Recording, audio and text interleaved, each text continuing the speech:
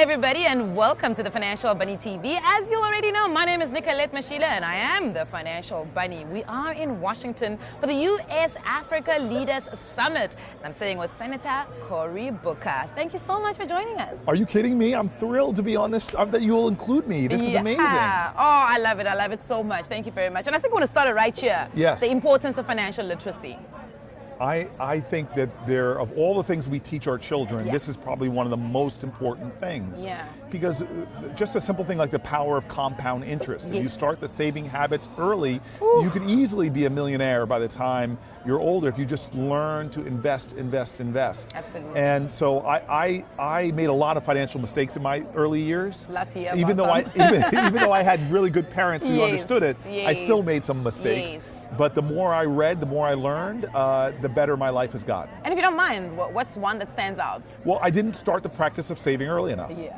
I could have started, when I first started having my jobs as a teenager, I had a lawn mowing business. Oh, fantastic. If I had just taken 10% and put it away, or just put it in the market. On the US stock market, if you look at its returns over the last 30, 40 years, it could have mushroomed. But I didn't think that you should always pay yourself first by investing in your future. Yeah, I like that. That's my favorite rule, pay yourself first. We are at the US Africa Leaders Summit. And I want to talk a little bit about, the importance of making sure that entrepreneurs have business finance skills. So what we're finding is that a number of funding institutions exist within our countries, right? Yes. However, you've got this person who doesn't have a relationship with money.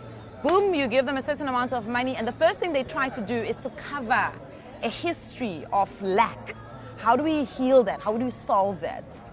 Look, when I think about the African continent, my roots go back to Cameroon and Sierra Leone, and there's this understanding that I have about Africa as being this land, this massive continent of wealth, of potential, of strength, of its greatest wealth being its people, but we have to do everything we can in partnership to build on that wealth, to build on that strength, and not repeat historic colonialistic ways of being. And what I love about this opportunity to sit with you is because you seem to be someone that understands this is not about charity.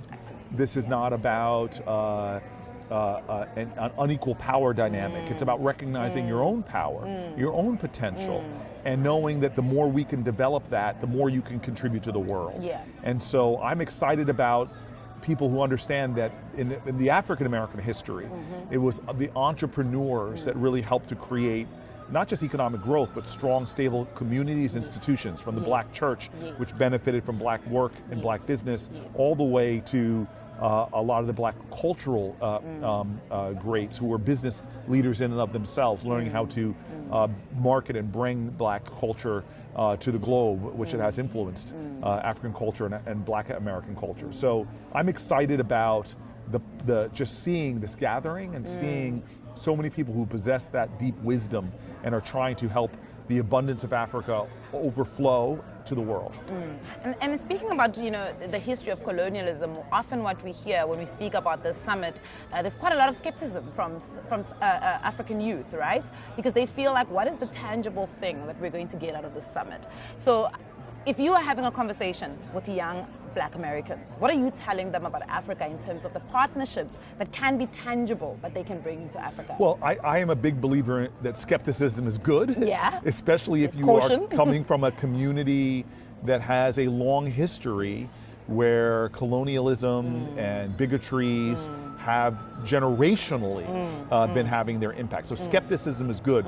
Cynicism is bad. Cynicism is a morally debilitating state of mind. It's a sense that what's this worth it? There's nothing good that can happen.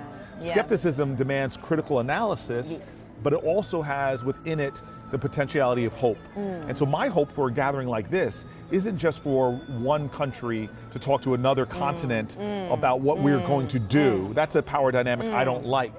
What I'd like to see, especially from African Americans from the diaspora, as well as Africans, is to say, you know what, it's not just about knowing what's going on, it's about shaping the future. Knowing that I have the power to take a relationship that does have a bad history and making it something new, that I have the ability to bend the arc of the moral universe more towards justice, more towards opportunity and abundance. I want to talk a little bit about your number one money rule. What do you live by? My number one life rule? Life, and let's do life and money. Oh, my number one life and money rule? Yes. Well, my number one life rule is just love.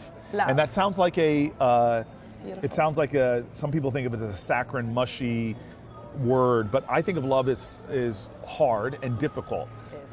And love is twofold. One is, I love myself to know that I've got this gift of a life. I need to make the best out of it. I need to set standards of excellence for myself so I can be the best possible vessel for that energy. And then I need, love is service, love is doing for others. So I need to be committed to the larger cause of humanity, the larger cause of my country and the world. And so that to me means every day getting up and being disciplined, focusing on my morning routine, and then getting out there and finding ways to make a difference in the world. I like that. My number one money rule is, I would say, the more you give, the more you get. Oh, that's true. That's very true. And many people don't understand that. The world conspires with you. Yes. Yeah. And I've seen in my life, the more I've tried to pour into the universe in terms of value, service, contribution, the more the universe is a balanced place, the more it's overflowed back to me. It's not about how much can I get, it's about how much can I give. And then the getting becomes like inhaling and exhaling. It becomes the standard. Like the fruits in a harvest, the more trees give of their fruits, the more they grow. Absolutely. It's almost like a more organic return that you are getting. Yes. Senator, thank you very much for your time. You are such a professional. Absolutely fantastic. Are you sure you're not from New Jersey? No, I could be. You could be, I must trace my roots and everything. You're from you know South Jersey, maybe. But thank you very much. Really appreciate your time. You've been absolutely fantastic. I am grateful about this opportunity. To your audience, where can we follow? Is this your... This is it, Financial Bunny on YouTube. And are you on all the other platforms too? Yes. Is it Financial Bunny on Instagram? Financial Bunny, no, Nicolette Mashila on Instagram. Okay. Yeah, the Financial Bunny is reserved just for YouTube. I'm Cory Booker everywhere. Do you follow me on YouTube, I'm Instagram? about to follow you right now. Okay. Follow you right now. But thank you so much. CORYBOOKER. But Financial Bunny, this is great. And these are the books you've read. These are books that I Nicolette, this is for kids. Yes. Nicolette, these are great. And these are great Christmas gifts, I hear. Yes. I hear you could. Where can I buy one of these books? I'm going to make sure that you. No, I want to know where we can buy it. Amazon? Amazon. We're on Amazon. You're on Amazon. Both books are on Amazon. Tell me about this one. So this one is all about the financial mistakes that I made and the lessons from it. Yeah. So it's ordinary lessons, ordinary financial lessons. But you learn from your mistakes. Simple. Then it's not a mistake. It's not a mistake. It was just a stumbling block, a challenge, sometimes a redirection. A bump is a blessing. Absolutely. An obstacle is an opportunity. Absolutely. Give me a high five. Okay, you got it. Yes. Thank you very much, guys. Thank you very much for tuning in. As you always know, we will see you on the next one.